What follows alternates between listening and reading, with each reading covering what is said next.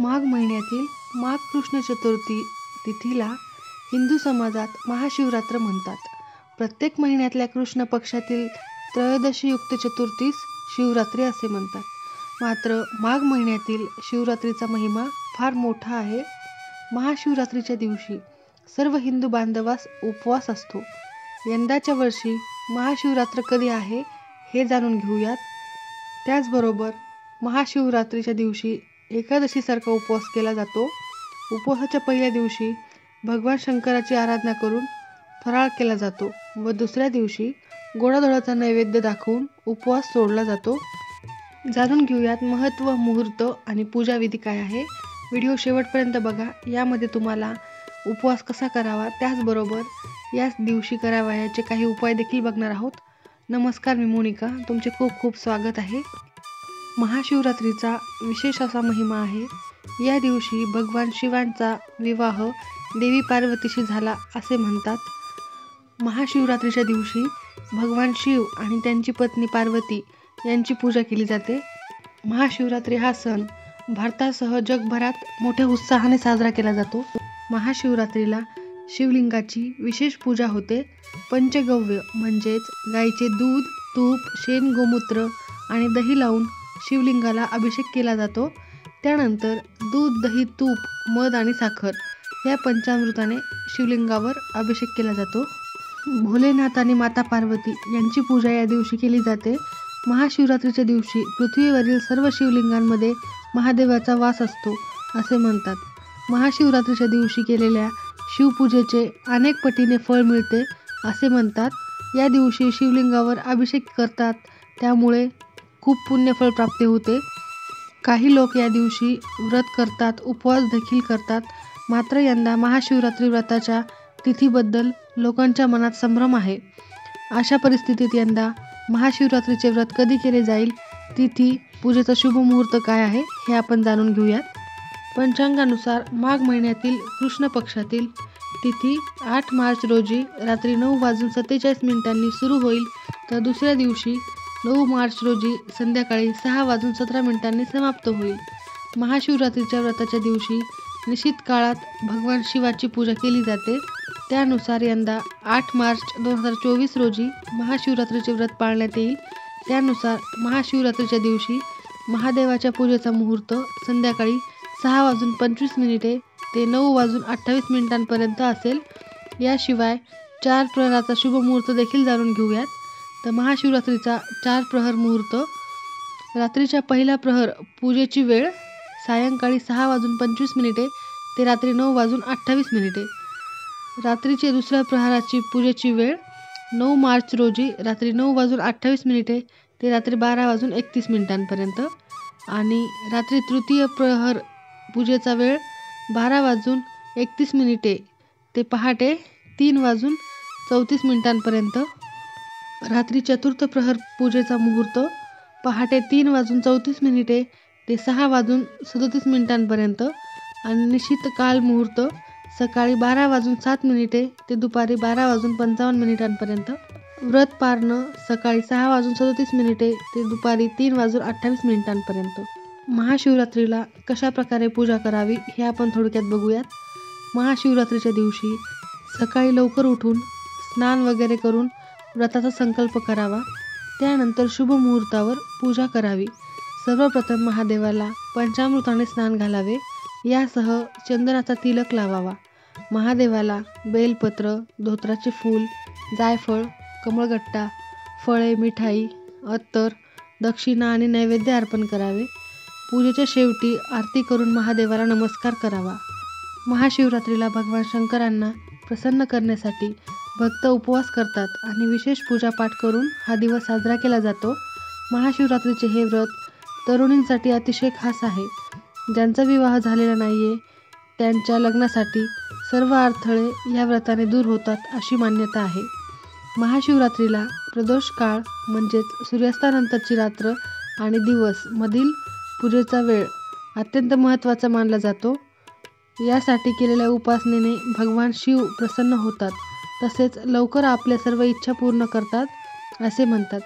महाशिवरात्री रात्रभर जागरण करून रात्रीच्या 4ही तासात पूजा केल्याने महादेवाच्या भक्तांच्या सर्व मनोकामना पूर्ण होतात अशी मान्यता आहे. भगवान शिव आणि माता पार्वतीच्या विवाहासाठी हा सण संपूर्ण भारतात मोठ्या थाटामाटात साजरा केला जातो. यासाठी शिव मंदिरामध्ये जय्यत तयारी केली जाते. अनेकांच्या घरी रुद्राभिषेक किंवा शिव उपासना केली जाते. शिव मंदिरामध्ये भाविकांची गर्दी असते. फाल्गुन महिन्यातील कृष्ण पक्षातील चतुर्थी तिथीला महाशिवरात्रीचा उत्साह साजरा केला जातो.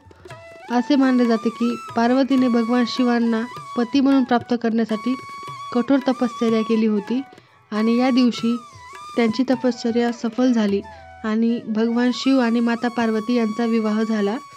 तथापि प्रत्येक महिन्याच्या कृष्ण पक्षातील चतुर्थी तिथीला मासिक शिवरात्री व्रत देखील पाळले जाते आणि विशेष पूजा देखील केली जाते. पण महाशिवरात्रीचे एक विशेष वेगळेच महत्त्व आहे.